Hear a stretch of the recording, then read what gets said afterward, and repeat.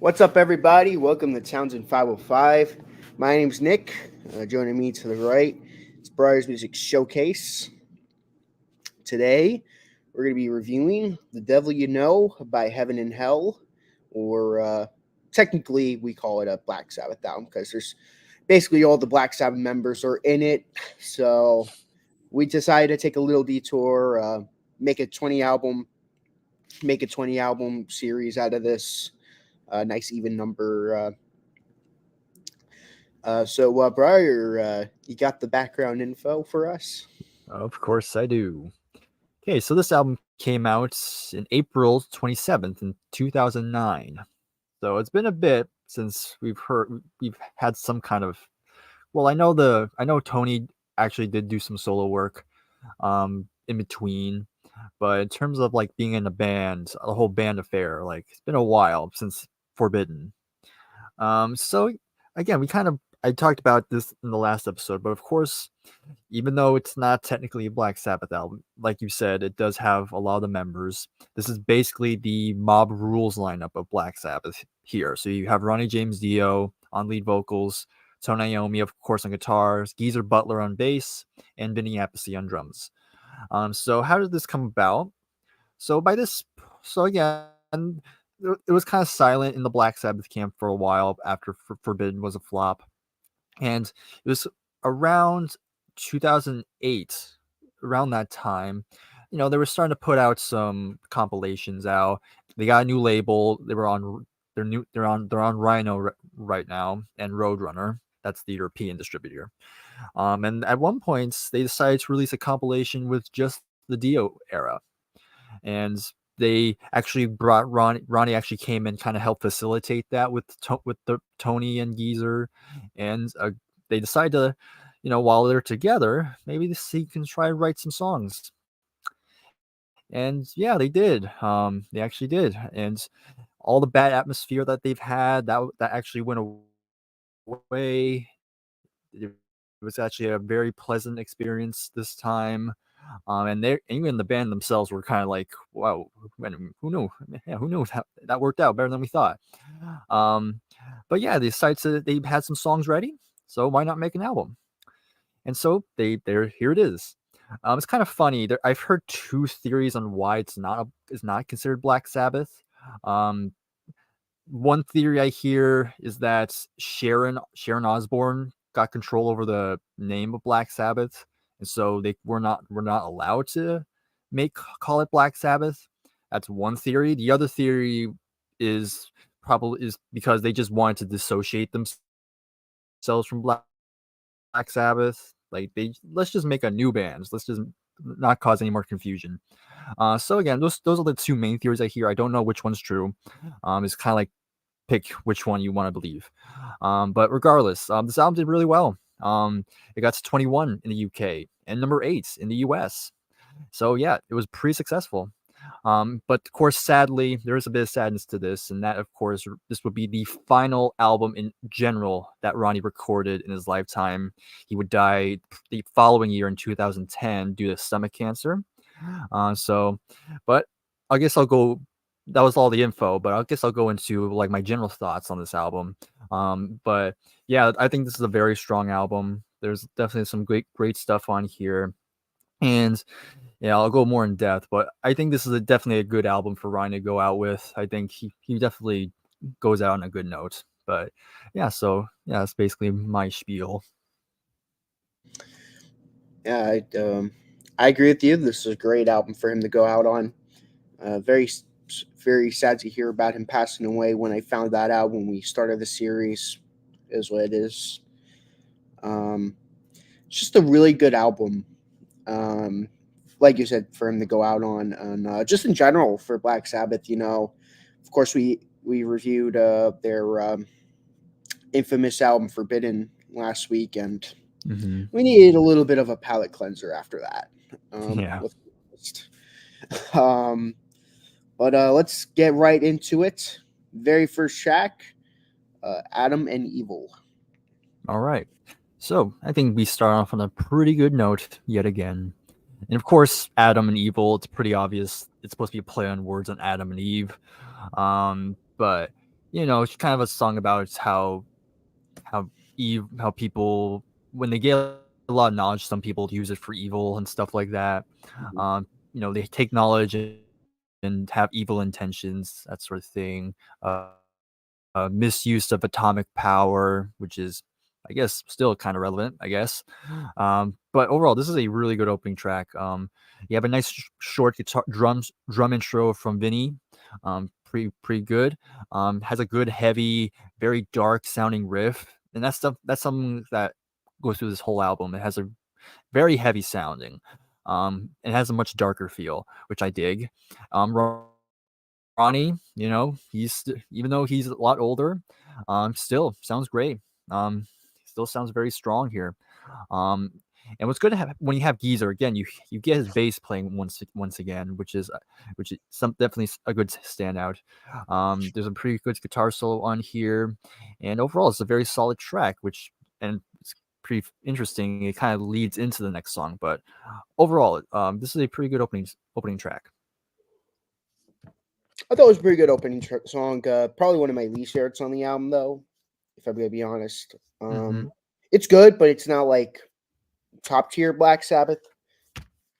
Even the top tier Dio Black Sabbath, but this is a good song. I think it opens up pretty well. I'll say this: I think it's better than anything off of Forbidden, in Yeah, I my agree. opinion. So if like one of my least favorite songs on this album is better than everything on that album, you're doing a good job. Um, but Yeah. yeah. But like you said, it goes right into the next track, which is called Fear. All right. Pretty solid following song. It's got a good beat to it. Pretty good. Guitar riff was pretty good. Pretty solid guitar playing all throughout. It's kind of a more mid-tempo track. And definitely the interesting thing about Ronnie's vocals is that he definitely has. I mean, he's always had like a theatrical side of him, but here I feel like he plays into it a little bit more than usual. Like he kind of really enunciates certain phrases, which I found interesting. Kind of luring you in, shall we say. But it's pretty good. Um, another good guitar solo. There's nothing amazing about it. Just it's not like the greatest thing I've heard, but it's still a pretty solid song. It's not didn't make my top 5, but again, I will say none of these songs are bad. Um, but yeah, it was just one of those songs that I think there were some songs I liked more, but this is still pretty good.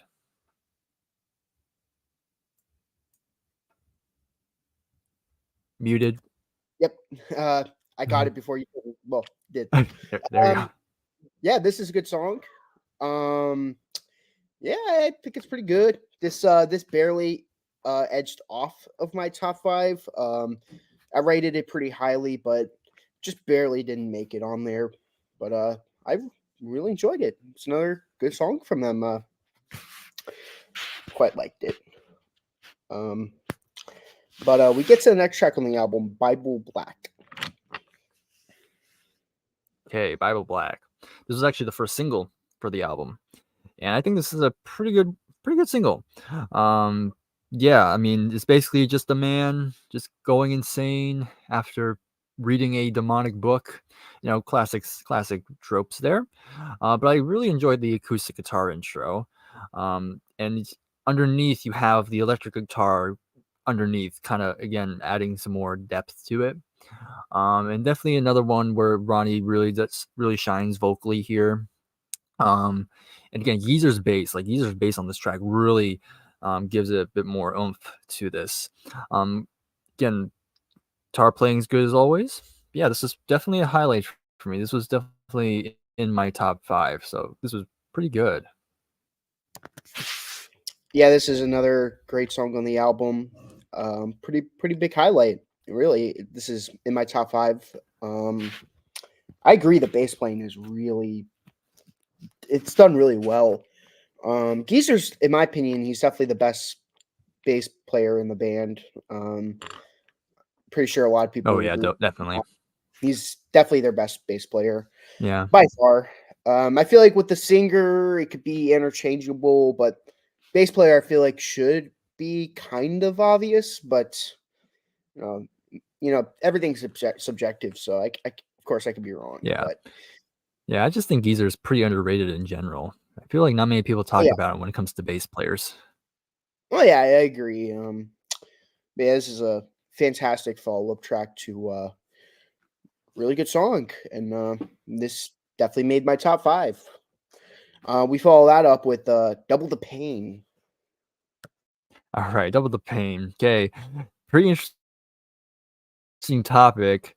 Um, I think when I did research for this one, I mean, I think Ronnie explained what the song was about, and he kind of put it in a much more, polite way. I mean, to me, this kind of I mean, I'll just say what it is. I feel like it's a song about a masochist, like someone who just enjoys pain, getting hurt or having pain inflicted on them. It's kind of an interesting topic, but whatever.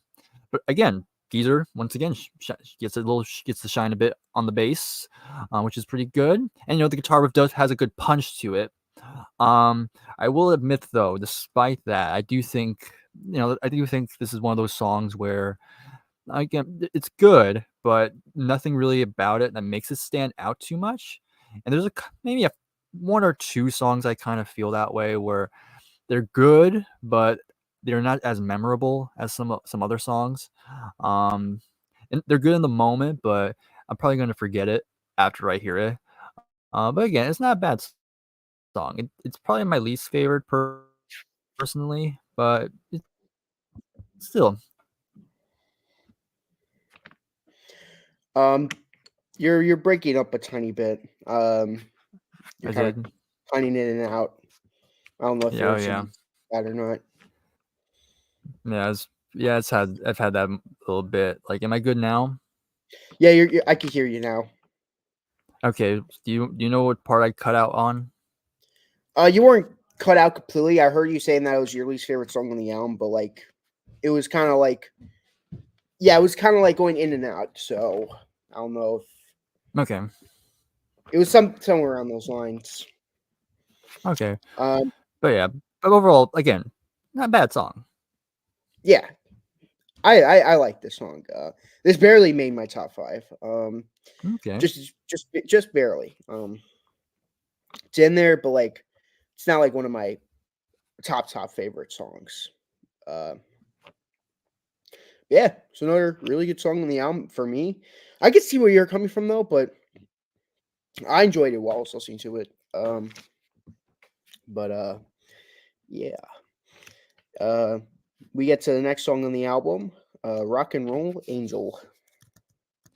Okay, so funny enough, this was originally supposed to be called Rock and Roll Jesus, but I guess they had to change it to Angel because I guess there was something didn't want to offend too many people with that. But regardless of title, yeah, this is another pretty fun song. This is one I pretty much enjoyed. Um, I didn't write a whole lot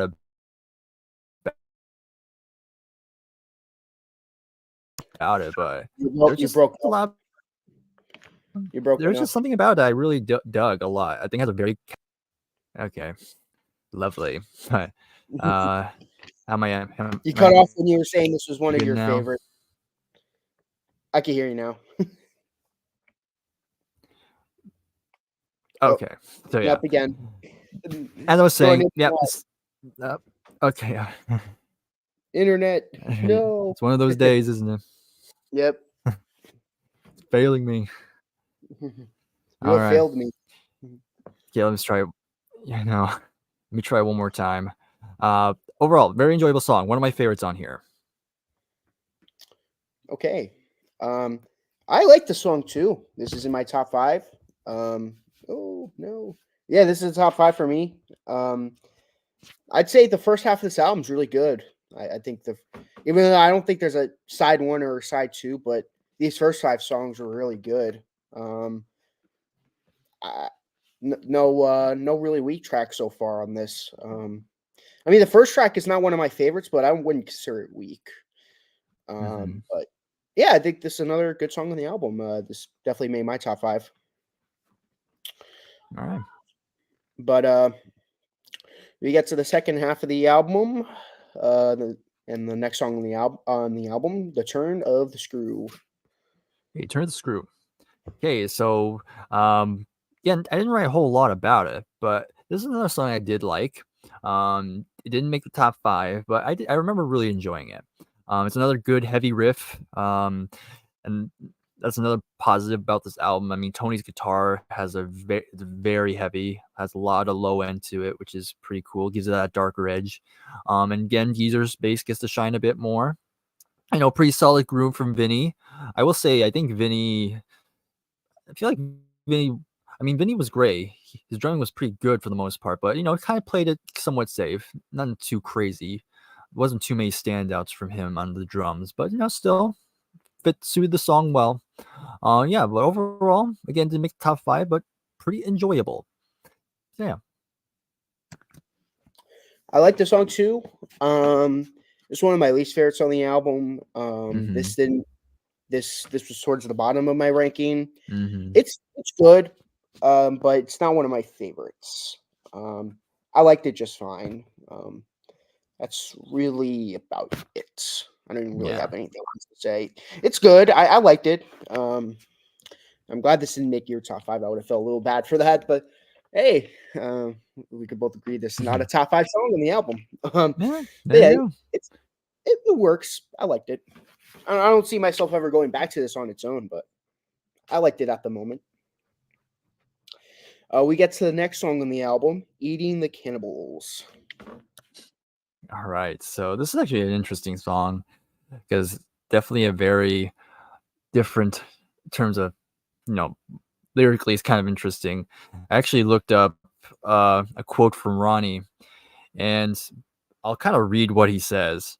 So it says, eating the cannibals is a very simple idea that we've been devoured and eaten and gotten fat of the flesh and the bones of the common man for such a long time. But I thought, well, I think I'm going to open up a restaurant and serve them, cook them, so the common man can get fat off them, or at least get some meat on their bones. So that's what's gonna be, eating the cannibals, and that's kind of that's kind of a pervading idea through this album.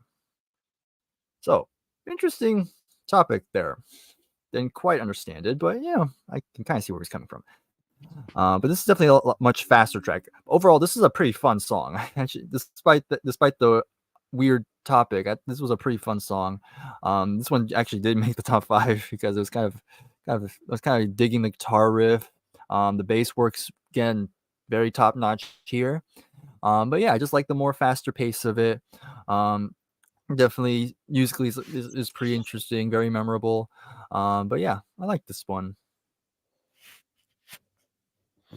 I like this one too. This shouldn't work at all, given the Mm-hmm. name of the album. I mean, not the album, the name of the song, but it Yeah. works. Weirdly, it works. If this was on the Forbidden album, it would have really been bad. But Yeah.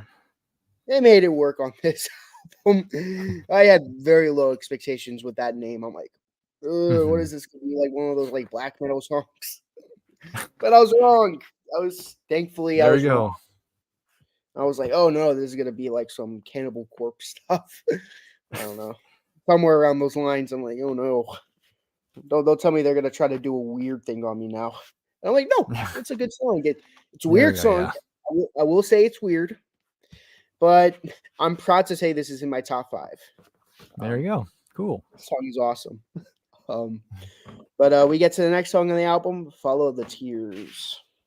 Alright, Follow the Tears. I will say, this was another highlight for me. I did like this one quite a bit. I do like the slow build up to it. And I like the strings, I'm pretty sure, again, they were guitars. It's just funny, it's actually, Jeff Nichols is not on this album. I don't think he doesn't come back for this one, sadly. But, No, still, that's yeah, sad. yeah, yeah, kind of a shame. But regardless, it still sounds good. I like the dark feel to it. This definitely has a much, in terms of dark, I meant like it has a, you can definitely feel it has a much more somber feel, which I dig. Getting a good, very heavy riff. And I like the chorus too. I think the chorus was another. I enjoy the chorus to it very much. So yeah, this was another highlight for me. I liked it too. Um, Again, this is So like there's 6 songs I liked, and then there's 3 songs I just thought was okay. This is Mm-hmm. one of the songs I thought was just okay. Again, nothing against it. I'd say this is like a C tier song for them, in my opinion, of course. But I liked it just fine. I thought I liked it while I was listening to it, but this is one of those songs I probably won't go back to that much. Mm-hmm. For me, that is. Okay. But I could totally see why you enjoy it because I wanted to enjoy the song a lot, but it's just not one of those songs Mm. that really grabbed me. Maybe if I listen to this album more, it will. Mm. But as of April 13th, 2024, this is not one of my favorite songs. So who knows? Maybe I might All be. right, that's fair. Maybe I'll make myself eat my words like years later. I'm like, how could I say that? Like, Yeah, you'll eat the past proof. cannibal. Yeah. That was funny. But we get to the next track of the album, Never Aware. All right. So yeah, this is another one of those songs I thought was good, but definitely the one that didn't really stand out. This one didn't grab me. It's another one of the fast-paced tracks. Um which, good to change it up a bit. But for the most part, not really much changed from it. It kind of just stayed the same. Um yeah, just it was like it was another one of those songs where like in the moment it's good, like you're definitely jamming to it, but after it's over, you're like, okay, how'd the last song go again? Mhm. It's that sort of thing. But again, it's not a bad song. It's another one of my one that was towards the bottom. But again, it's not bad still. I thought this was a pretty good song. This made my top five. But kind of like the roles were reversed on this song as opposed to the last song. I thought this was pretty Hmm. good. This is like I will say my number five and my number four. They're not like the greatest songs that Sabbath ever did, or even like the Dio period, but I thought they were good enough to make the top five. Hmm. This is like one of those 2 songs that I'm kind of referring to. I thought it was really good, but I consider this more of like a B tier Sabbath song. Um, it's Hmm. it's like in the middle of there, but yeah, this is a pretty good song. I liked it. But we're gonna conclude this album with "Breaking Into Heaven." Yeah, Breaking to Heaven. Of course, with a title like that, it's pretty fitting regarding Ronnie would pass away later. Hmm. But yeah, I think this is a pretty good song for Ryan to go out with. Again, it's got a good, dirty, heavy riff to it, which is again really enjoy. And again, the chorus is again, I think the chorus is a nice standout. It kind of has an epic feel to it. It's not like the most epic thing in the world, but there's Hmm. definitely has a good finale feel to it. Um, and yeah, the guitar work again really shines here. And yeah, I think the band Geezer and Vinny also played very good. But yeah, this is a pretty good closing song, and this one did make the top 5. So there we go. Nice. I'm just gonna say it right now. This is my least favorite song on the album. It's a good way to end off the album, just not a great way to end off the album.